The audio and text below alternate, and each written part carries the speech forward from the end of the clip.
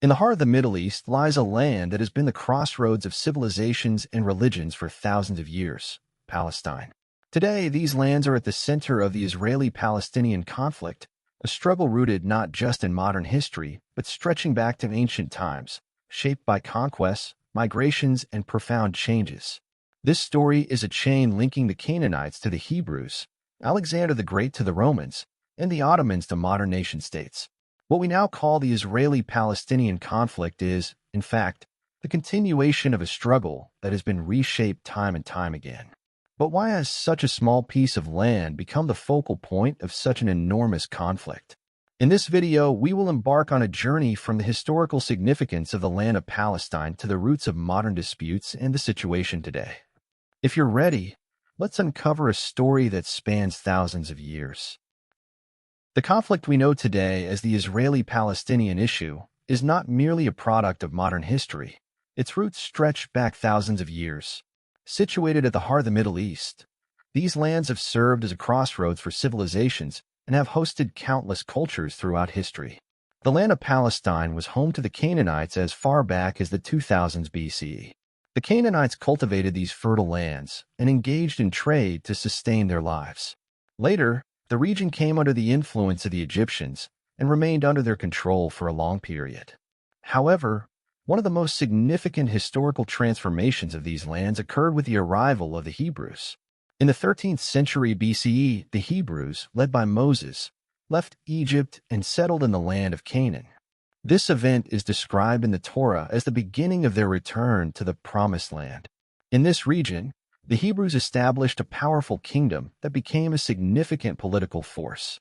Under King David and his son Solomon, the kingdom of Israel experienced its golden age. Solomon's construction of the famed temple in Jerusalem established it as a central place of worship in the Jewish faith. However, this golden age did not last long. In 586 BCE, Babylonian king Nebuchadnezzar captured Jerusalem and exiled the Jewish people to Babylon. This event was a historical trauma for the Jews, but also served as a period during which they preserved their religious and cultural identity.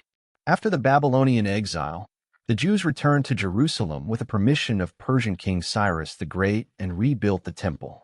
This event strengthened their presence in the region once more. The control of Palestine, however, changed hands repeatedly over the centuries. In the 4th century BCE, Alexander the Great conquered the region, introducing Hellenistic influences. Later, the area came under Roman rule. In 70 CE, the Roman Empire suppressed a Jewish revolt in Jerusalem, leading to the destruction of the Second Temple. This event resulted in the mass exile of Jews from the region, marking the beginning of the diaspora. After the Roman Empire, Palestine was ruled by the Byzantines, Persians, and later the Muslim Arabs. In the 7th century CE, under Caliph Umar, Islamic forces conquered the region, and Jerusalem became a holy city for the Islamic world. Under Muslim rule, Jews were allowed to resettle in the region in limited numbers. During this time, Christianity also maintained its influence, and Jerusalem became a crossroads of three major religions. Palestine became a battleground during the Crusades.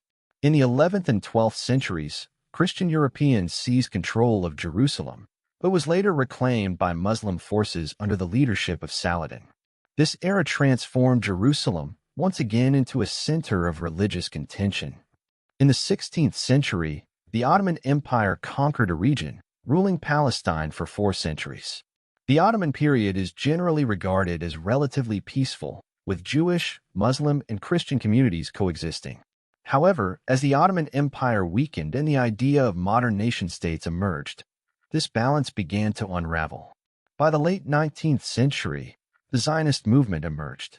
In response to rising anti-Semitism and pogroms in Europe, Jews began seeking a national homeland. Leaders like Theodor Herzl advocated for the establishment of a Jewish state in Palestine, citing its historical significance as the ancestral homeland of the Jewish people. However, this idea was met with strong resistance by the Arab population living in Palestine at the time.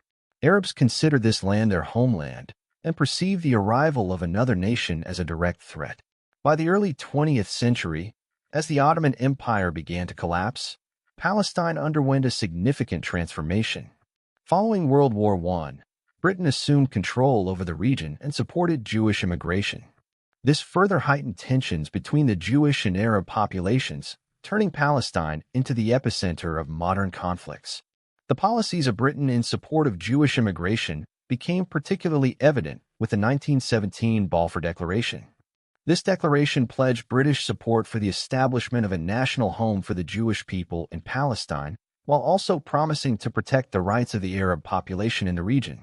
This contradictory stance failed to satisfy either side. Throughout the 1920s and 1930s, the rise of anti-Semitism in Europe and the emergence of Nazism led to waves of Jewish migration to Palestine. This caused significant unrest among the Arab population, who believed their lands were being allocated to the Jews. Arabs launched a revolt against British rule, culminating in the Arab Revolt from 1936 to 1939. This uprising was a direct reaction to British policies and the increasing Jewish settlements. Although Britain managed to suppress the revolt, maintaining control of the region became even more challenging. Following World War II, the need for a Jewish national state became more urgent. The horrors of the Holocaust reinforced the global perception that the Jewish people needed a secure homeland. In 1947, Britain handed over the Palestinian issue to the United Nations. The UN proposed a plan to partition Palestine into two states. 55% of the land was allocated to the Jews and 45% to the Arabs, with Jerusalem designated as an international zone. The Jewish leaders accepted this plan, but Arab leaders vehemently rejected it, viewing the partition as a usurpation of their land. On May 14, 1948, the State of Israel was declared, triggering war in the region. This conflict, known as the First Arab-Israeli War, resulted in an Israeli victory and significant territorial expansion.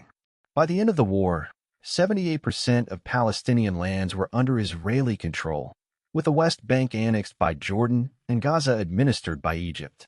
During this period, hundreds of thousands of Palestinians were displaced from their homes, becoming refugees. This event, referred to by Palestinians as the Nakba, or catastrophe, remains a defining moment in their history. The conflicts in the region did not end after 1948. Instead, they deepened further. In 1967, a new war broke out between Israel and its neighboring Arab countries. Known as the Six-Day War, this conflict saw Israel capture East Jerusalem, the West Bank, the Gaza Strip, the Golan Heights, and the Sinai Peninsula. These occupations marked a turning point, significantly expanding Israeli territory. The capture of East Jerusalem, in particular, sparked widespread international controversy and heightened religious tensions in the region. Following the Six-Day War, Israel began establishing settlements in the occupied territories. These settlements, deemed illegal under international law, posed significant challenges for Palestinians. Many Palestinians argued that these settlements made the establishment of their own state increasingly unlikely. During this period, the Palestinian Liberation Organization, PLO, emerged as the leading force for Palestinian independence. Founded in 1964 and led by Yasser Arafat, the PLO sought to advocate for Palestinian rights and sovereignty. However, some of the PLO's armed actions sparked international debates and further strained relations between Israelis and Palestinians.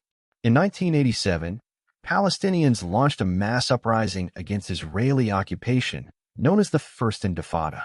What began as protests and stone-throwing by youth quickly escalated into a widespread movement. This uprising drew significant global attention to the Palestinian cause.